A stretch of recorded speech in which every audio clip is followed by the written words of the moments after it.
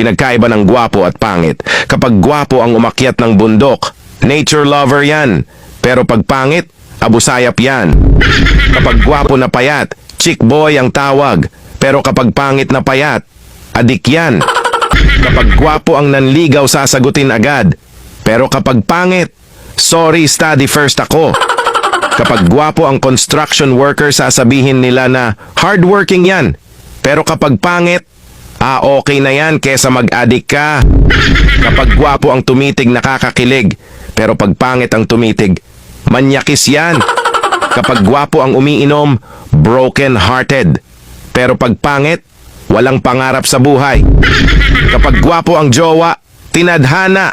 Pero pag pangit, ginayuma yan. Kapag gwapo ang nanglimos, sasabihin, OMG, tulungan natin si kuya. Pero pag pangit ng limos, wag nyo bigyan yan, baka ibili ng rugby.